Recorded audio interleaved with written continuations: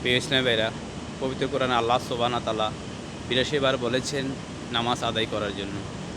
তাই আমরা প্রতিটি মুসলমানের উপর আমাদের যেহেতু নামাজ পড়াটা আল্লাহ সুবহানাহু ওয়া তাআলার হুকুম, তাই সেটি আমাদের আদায় করাটা আমার জন্য ফরজ।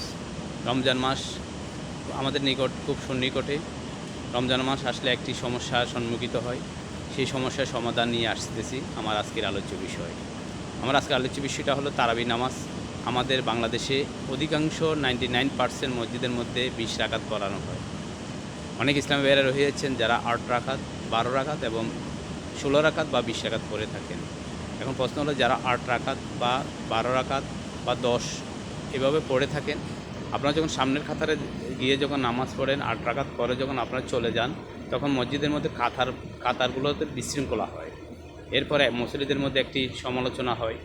তাই প্রিয় ইসলামী ভাইদেরকে বলবো, আপনারা যারা 8 রাকাত, 10 রাকাত বা 12 রাকাত নামাজ আদায় করবেন বা করার জন্য মনস্থিত করেছেন, আপনারা মসজিদের পিছনের কাতারে দাঁড়াবেন, একেবারে পিছনে শেষে। তখন আপনারা যখন 8 রাকাত পরে চলে যাবেন, কারোর সাথে আপনাদের সংঘর্ষ হবে না, সমালোচনা হবে না, আপনাকে কেউ বাঁকা চোখে দেখবে না, সমাজে ফিতনা সৃষ্টি হবে না।